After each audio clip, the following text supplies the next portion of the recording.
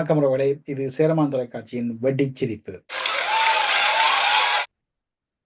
ஏற்கனவே கடந்த வெடிச்சிரிப்பு நிகழ்ச்சியை கேட்டு பல பேர் சிரிச்சு, சிரிச்சு விழுந்து, விழுந்து சிரிச்சு, வயிறு விழுந்து சிரிச்சு, சில பேருக்கு தாங்கள் இப்ப சந்தோஷமா இருக்கிறோம் என்ற தகவலையும் எனக்கு அனுப்பியிருந்தவையால், அந்த வகையில உங்களோட சந்தோஷத்துக்காக இன்றைக்கு நான் இன்னும் ஒரு அ வெடி வெடிச்சிரிப்பு நிகழ்ச்சியூடாக இணைந்திருக்கேன்.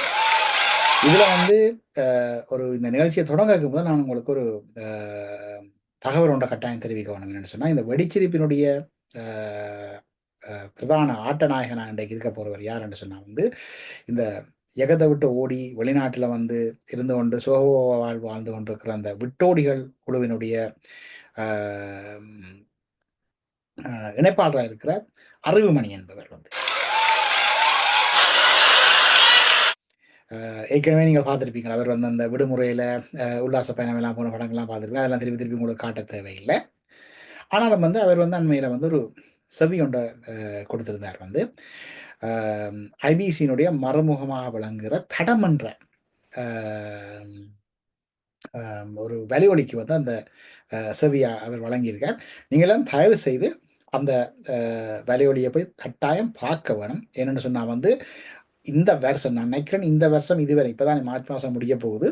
அப்போ இந்த வருஷம் வந்த பகுதிகளில் இதான் ஒரு சிறந்த பகுதியாக இருக்குது. நான் நினைக்கல இதை மாதிரி ஒரு சிறந்த ஒரு நகைச்சுவையான செவியை யாரும் வழங்கிடுவாங்க. நினைக்கிறேன் டொனால்ட் ட்ரம்ப் கூட இப்படி ஒரு பகுதியை விட்டுருக்க மாட்டாருன்னு நான் நினைக்கிறேன்.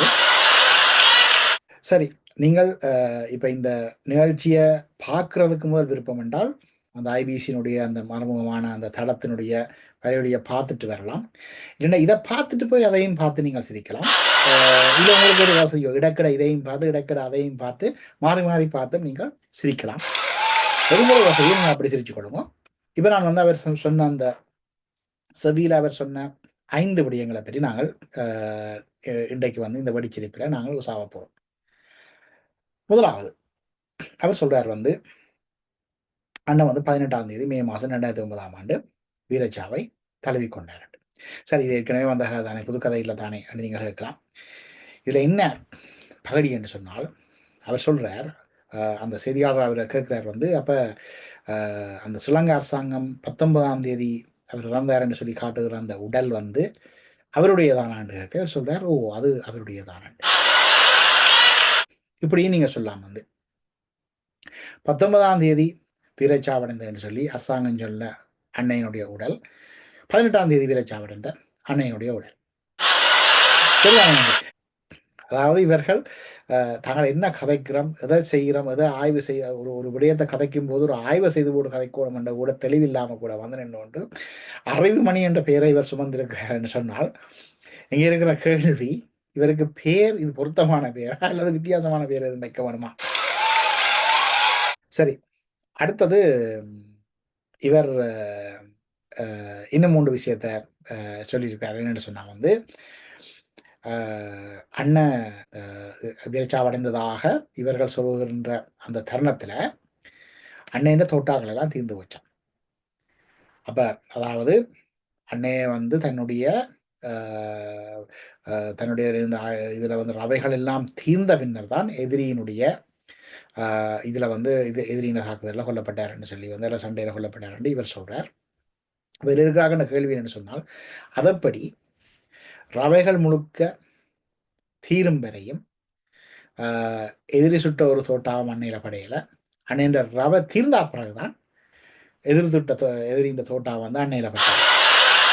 இதுல இன்னொரு பாடி என்னன்னு சொன்னா, இவர் மட்டுமில்லை, இவர் போன்ற விட்டோடிகள் சொல்கின்ற ஒரு கருத்து, ஏன் அந்த கார்த்திக் மனோகரன் சொல்கின்ற கருத்து என்னென்னு சொன்னால் இந்த அண்ணன் தன்னுடைய உடல் எதிரியிடம் பிடிபட வேணும், தான் இறக்க வேணும், தான் இறந்தது உறுதியாக வேணும் என்பதற்காகத்தான் அவர் தன்னை அழிச்சு கொண்டார், தன்னை அர்ப்பணிச்சு கொண்டார் என்றெல்லாம் சொல்லி கொண்டிருக்கிறான்.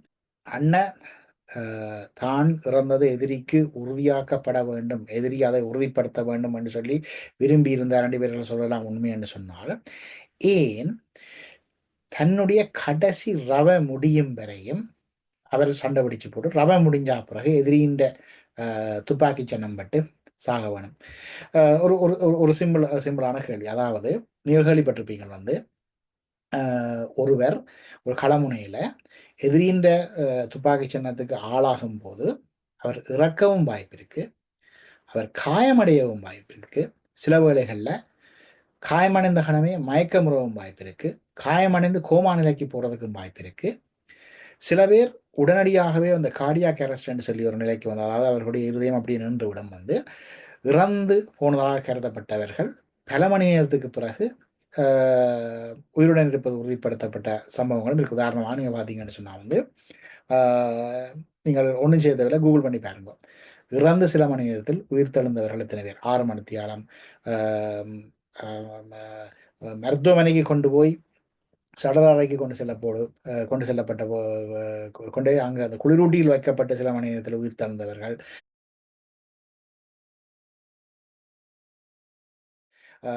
இறந்து நான் கேள்விப்பட்டிருக்கேன். சில வருடங்களுக்கு முதல் வந்து பிரித்தானியாவில் இருந்து சென்ற ஒரு சுற்றுலா பயணி 16 மணித்தியாலத்துக்கு இறந்து விட்டதாக, அவருடைய இருதயமெல்லாம் நின்று விட்டதாக கருதப்பட்டு, அவருக்கு இறந்து விட்டதாக சொன்னப்பட்ட பின்னரும் அவருக்கு சிகிச்சை அளிக்கப்பட்டு, அவர் அதாவது அந்த மின்சாரம் மூலமான அந்த சிகிச்சை மூலமாக அவர் உயிர் தெழுந்ததாகவும் சொல்லப்பட்டது. அப்படி என்று சொன்னால் வந்து ஒரு இதெல்லாம் தெரிஞ்ச அண்ணன் வந்து தன்னை அழித்து கொள்ளணும் என்று விரும்புகிறார், தன் உடல் எதிரி தான் இறந்த தெரியவணும் என்று விரும்புகிறார் என்று சொன்னால், எதிரியின் துப்பாக்கி சின்னம் பட்டு தான் இறக்கணும் என்று விரும்புகிறார். சில வேளை அவர் காயமடைந்து தான் பிடிபட்டாலோ அல்லது கோமா நிலைக்கு போய் பிறகு மீட்கப்பட்டாலோ என்ற ஒரு சந்தேகம் அவருக்கு இருந்திருந்தால், இவர்கள் சொல்றது போல வந்து அண்ணன் வந்து கடைசி சன்னம் முடியவா சண்டை பிடிச்சு கொண்டு வந்திருப்பார்.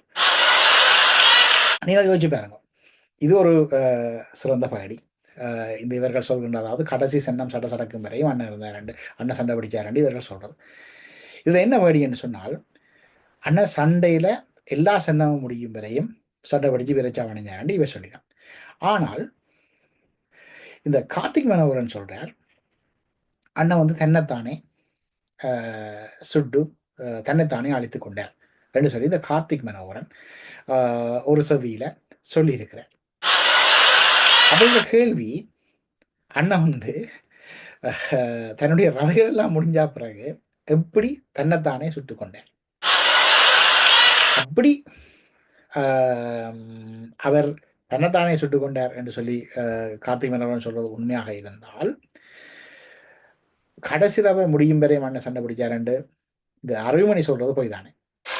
அப்படி இல்லை, இந்த அறிவுமணி சொன்னதெல்லாம் உண்மை என்றால், இந்த கார்த்திக் சொல்வதெல்லாம் பொய். சரி, அடுத்ததாக இவை ஒரு விஷயத்த இந்த அறிவுமணி என்பவர் சொல்லியிருக்காருன்னு சொன்னால் வந்து, அண்ண வீரச்சாவடைந்த அந்த கணம், இந்த கடைசி கணம், தாங்கள் சொல்லுங்க அந்த வீரச்சாவடைந்த கணத்துல இருந்த யாரும் உயிரோட இல்லை. சரி, இருந்த ஒருத்தரம் உயிரோட இல்லை என்று சொன்னால் அவர் எப்படி இறந்தார், எந்த நேரத்தில் இறந்தார், எந்த இடத்துல இறந்தார் என்று உங்களுக்கு எப்படி தெரியும்? ஏதாவது நீங்கள் சொல்கின்ற எல்லாரும் இறந்து விட்டார்கள் என்று சொன்னால், அன்னையோட நின்றவர்கள் அன்னையும் இல்லை ஒருத்தரும் இல்லை என்று சொன்னால் வந்து உங்களுக்கு எப்படி அது தெரிய வந்தது? சரி, ஓகே, நீங்க சொல்றது உண்மை என்று வச்சுக்கொள்வோம். சரி, ஒருத்தரும் இல்லை என்று வச்சுக்கொள்வோம். ஆனால் அது உண்மை என்று சொன்னால், நீங்கள் ஒருத்தரும் வந்து அப்படி என்றால் கடைசி நேரத்தில் அன்னைக்கு பக்கத்தில் நீ கீழே தானே வந்து, அப்படி என்றால் நீங்கள் அன்னையை விட்டு ஓடி போட்டீங்கள் என்றுதான் நீங்க வந்து நீங்க சொல்ல வர செய்தி வந்து எதானே. நான் 2 கிழமைக்கு முதல் சொன்னான் வந்து சங்கீதம் ஓடி போட்டு 16 17 ஓடி போய் 18 என்ன வீரச்சாவணிச்சு ஆரம்பிச்சு கொண்டு திரிகிறாருன்னு சொல்லி வந்து. அடுத்தது இவை சொல்லி கொண்டிருக்கிறோம் என்னென்னு சொன்னால் வந்து, தாங்கள் ஒரு ஆய்வு நடத்தினவையெல்லாம் கடந்த அக்டோபர் மாதம், அதாவது 2024ஆம் ஆண்டு, இப்போ ஒரு 5 மாதத்துக்கு 2 வைங்க ஒன்று 5 மாதத்துக்கு முதல் இந்த ஆய்வு நடத்தினவையெல்லாம். அந்த ஆய்வில் சில ஆதாரங்கள் முன்வைக்கப்பட்டது, வாக்குமூலங்கள் எடுக்கப்பட்டது, ஆதாரங்கள் நிரூபிக்கப்பட்டது என்று சொல்லி சொல்றார். சரி, ஒருவர் இறந்து விட்டார் என்று சொன்னால் அந்த இறப்பை உறுதி செய்யறதுக்கு ஒரு முறை ஒன்று இருக்கு. இப்போ நீங்க சொல்றீங்க ஆய்வுன்னு சொன்னால் வந்து ஓகே, ஒரு ரீசர்ச்ன்னு நீங்க சொல்லலாம், அல்லது ஒரு இன்குவெஸ்ட்ன்னு சொல்லலாம்.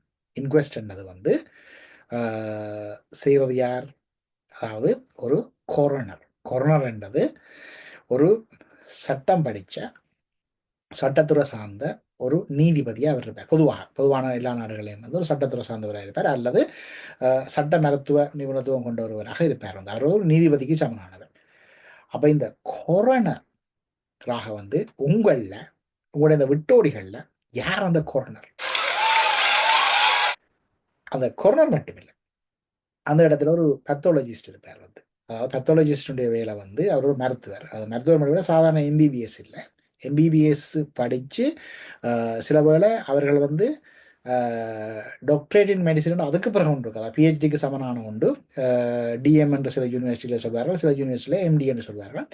அந்த பட்டம் பெற்றவராகவும் இருப்பார். சில வேளை கொஞ்சம் ரெண்டுக்கு நடுவில் ஒரு கன்சல்டன்ட் ரேங்கில் இருப்பினும் வந்து உங்களில் இருக்கிற அந்த விட்டோடிகளுக்குள்ள யார் அந்த பேத்தாலஜி இதை ஆய்வு செய்து அந்த கொரோனருக்கான ரிப்போர்ட்டை வந்து போஸ்ட்மார்ட்டம் ரிப்போர்ட்டை கொடுத்தது?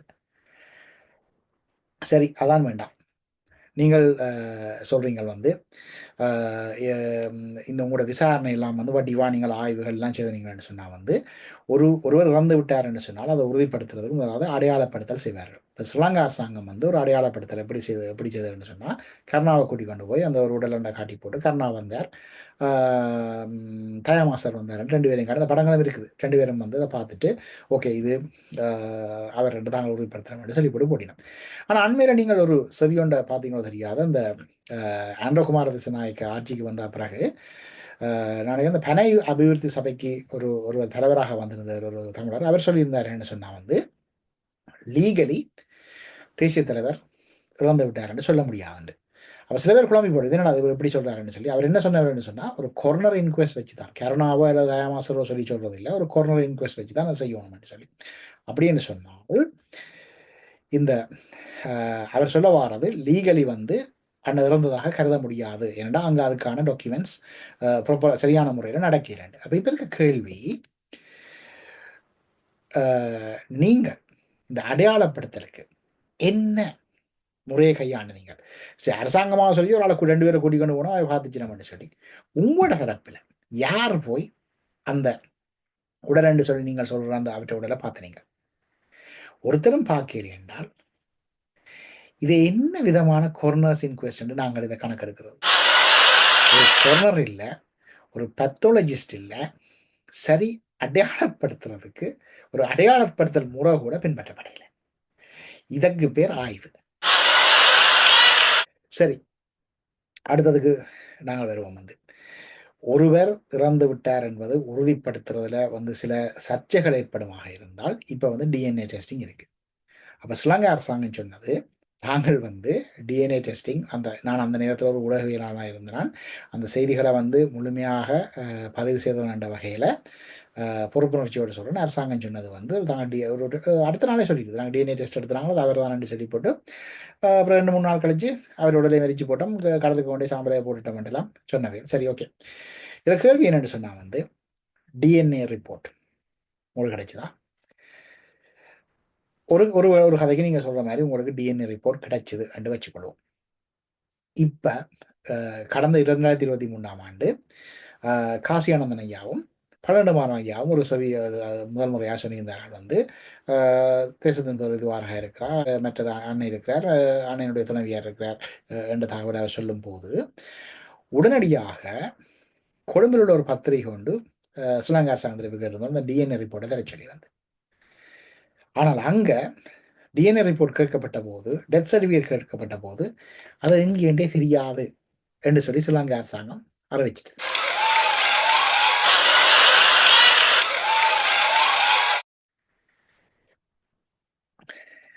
அப்போ யோசிச்சு பாருங்கோ, அரசாங்கத்திட்ட டிஎன்ஏ ரிப்போர்ட் இல்லை, அதை காணவே இல்லைன்னு இப்போ சொல்லுது. வந்து சர்டிஃபிகேட் இல்லை, டெத் சர்டிஃபிகேட் இல்லைன்னு சொல்லுது.